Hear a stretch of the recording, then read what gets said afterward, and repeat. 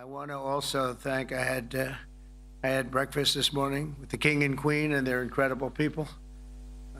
I said, you're central casting, beautiful people, great people, big, beautiful heart. And I enjoyed that. And also NATO Secretary General Mark Rutte, who's been terrific. He's been a friend of mine, used to be right here running this wonderful country. Now he's the NATO Secretary General. He's doing a fantastic job.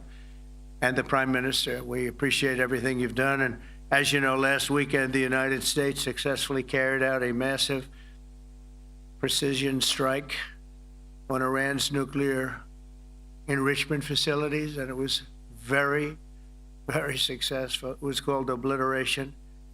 No other military on earth could have done it, and now this incredible exercise of American strength has paved the way for peace with a historic ceasefire agreement late Monday, and we call it the 12-day war. Spoke to a few people. I guess that just sounded like the right name. It was a 12-day war. And we think it's over. I don't think they're going to be going back at each other. I don't think so. Not only have we dealt decisively with the critical threat of Iran's nuclear program, which was what I wanted. I said, Iran cannot have a nuclear weapon. I've said that for 15 years, long before I decided to do the political thing. But we've also reasserted the credibility of American deterrence, which is like no other. The people at NATO said there's never been anything. You know, I rebuilt the entire military during my first term. And we have a great military. We have great generals. Got to know the good ones and the bad ones. We kept the good ones. Over the past 2 days, I was honored to participate in the NATO leaders meeting, and also had extremely good individual discussions with the King and the Queen, Secretary General Rutte, and the Prime Minister. Great discussions, very knowledgeable people. Major focus of our conversations at the summit was the need for other NATO members to take up the burden of the defense of Europe, and that included the financial burden. As you know, it was 2%. We got it up to 5%, and they said, a couple of them came up to me. One in particular said, sir, we've been trying to get it up to 3% for 20 years, and we haven't been able, and you got it up to 5%. So they're going to be, most of them, I guess almost all of them, are going to be contributing now 5%, a number that people are surprised at, but you need it today. The United States accounts for 2/3 of all NATO defense spending, and since I began pushing for additional commitments in 2017, believe it or not, our allies have increased spending by $700 billion. I said to people, you don't have any money, and a lot of them weren't paying. And so I started the process, and I picked it up as soon as I got back, which is 6 months ago. And following my election last November, almost all have accelerated plans to reach the 2%, 3%, 4%, and then ultimately, very quickly, 5%. And all of this is going to be done very quickly, almost immediately. You probably know this as well as I do. I'm sure they've been talking about it. It's really been a big focus. In a very historic milestone this week, the NATO allies committed to dramatically increase their defense spending to that 5% of GDP, something that no one really thought possible.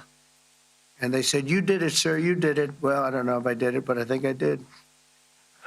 This will be known as the Hague Defense Commitment, which is pretty good, pretty appropriate. When the allies reach this number, it will add more than $1 trillion a year. Think of that, $1 trillion per year to our common defense. And this is a monument really to victory, but it's a monumental win for the United States, because we were carrying much more than our fair share. It was quite unfair, actually. But this is a big win for Europe and for actually Western civilization. For years, past administrations failed to get most allies to contribute even the 2%. I remember when I came here, we had 4 countries that were up to 2%. And I remember Poland was there. A couple of them were there. And but most of them were. We had 28 at the time. As you know, it's increased a little bit.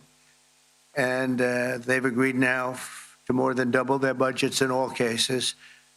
And Europe stepping up to take more responsibility for its security will help prevent future disasters like the horrible situation with Russia and Ukraine, and hopefully we're going to get that solved. Last week, they lost 7,000 soldiers, mostly soldiers, but they're also getting hit in Kiev. They're getting hit in some of the towns also. And that means life.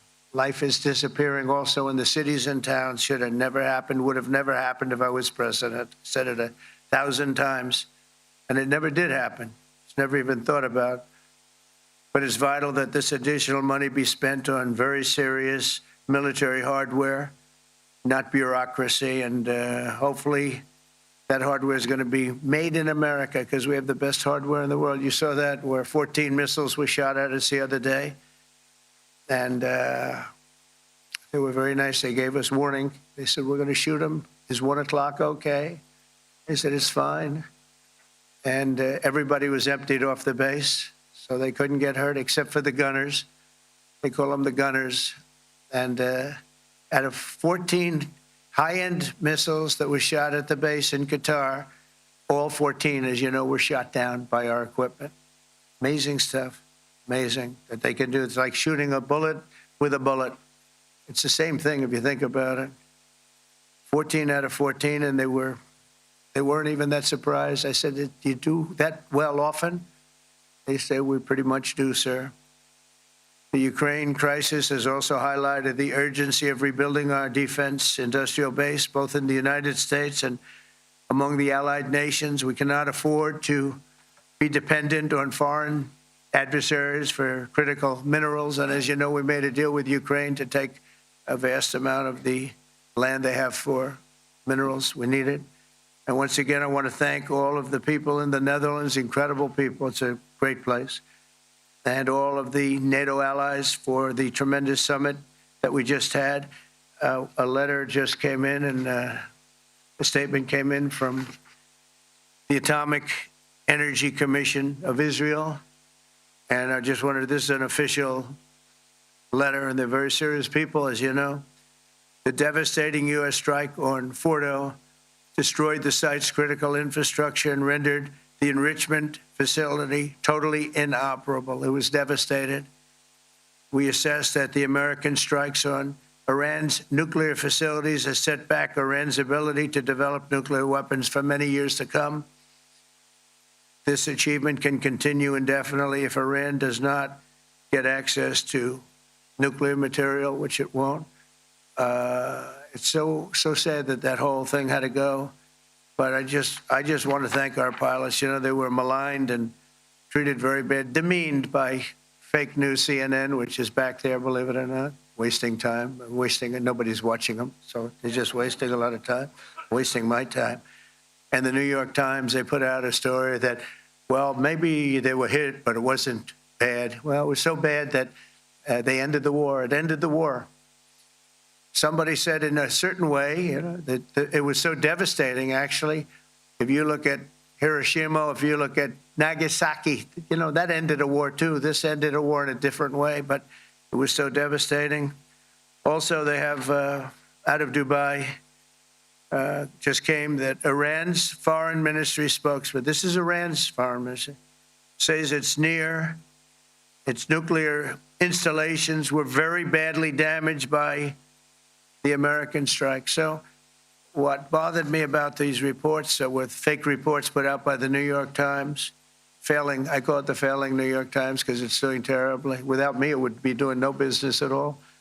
But, and by fake news, CNN and MSDNC, all of these terrible people, you know, they have no credibility. You know, when I started, they were at 94% credibility, the media. Now it's at 16%.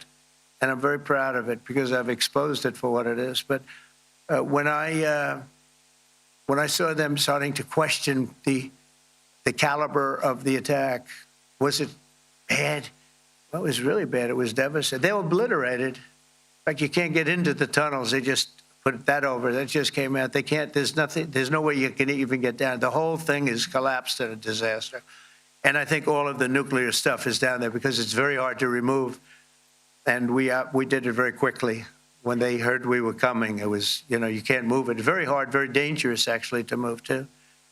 And they also knew we were coming, so I don't think too many people want to be down there knowing we're coming with the bunker busters, as we call them. We're the only ones that have them. We have the best equipment, best nuclear equipment, and we have the best equipment in the world. And by the way, we can't forget our submarine, which was out there, submarines actually, but submarine was out there. We shot 30 rockets into an area, every single one of them. I think it was almost 400 miles away, I think, Pete, right? 400 and long. It was in the ocean, long ways away.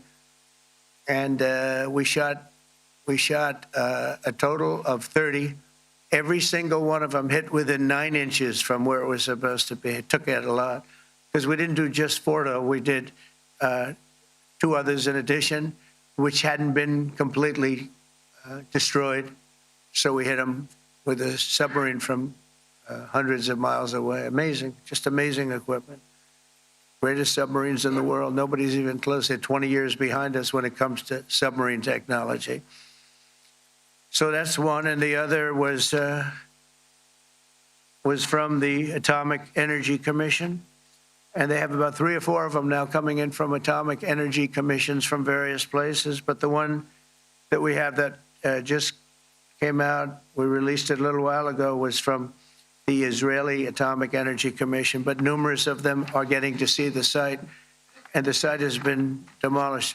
And again, we had these brave patriots, these incredible flyers, these people that can fly a plane better than anybody can fly a plane, going into very hostile territory, flying into the territory that has got more missiles and things pointed at it, but it was very stealth. They didn't get to see it. It was dark. That's the amazing thing about the shots. They hit the shots perfectly, and yet it was dead dark. There was no moon. There was no light. It was virtually moonless. It was very dark, and the shots were hit perfectly. But when they get demeaned, and they were very upset about it because they knew how strong it would be. Back in Missouri, the pilots flew about 36 hours, 2 ways, far distance, and in those incredible B-2s. And we then had the F-22s, and we had the F-35s, and we had other planes, and we had, I think, a total of 52 tankers. That means the big tankers, because the refueling was a lot for all of the different planes that we sent. Incredible operation, and I have to say, General Raisin Cain was incredible. That's why he beat ISIS, and we beat ISIS in a matter of weeks. I was told it would take 4 to 5 years. We did it in a few weeks, and he was great. That's why he's the head of the Joint Chiefs of Staff right now, because I had a very good experience with him. He knocked out ISIS in a period of literally a few weeks. Amazing. And it was supposed to take a few years, 5 years to be exact. So we had a great victory there, and we then came here, and I think we had a great victory here. But this is an ongoing project. This is the safety of Europe, the safety of the world. And they've raised it from 2% to 5%, something which nobody, and you're talking about over $1 trillion a year. So we're talking about a lot of money coming in from countries that we're not paying nearly enough to be effective. So I have, as you know, Marco Rubio with me, and Pete Hegseth, Secretary of State and Secretary of War. Should we say Secretary? You know, it used to be called Secretary of War. Maybe for a couple of weeks we'll call it that, because we feel like warriors. It used to be called Secretary of War. In fact, if you look at the old building next to the White House, you can see where it used to be Secretary of War. Then we became politically correct, and they called it Secretary of Defense. I don't know, maybe we'll have to start thinking about changing it, but we feel that way.